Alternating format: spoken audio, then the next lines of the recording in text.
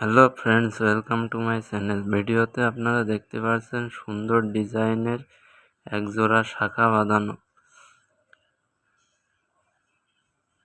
মাত্র 2 ভরি 3 আনা ওজনের সুন্দর ডিজাইনের একজোড়া শাখা।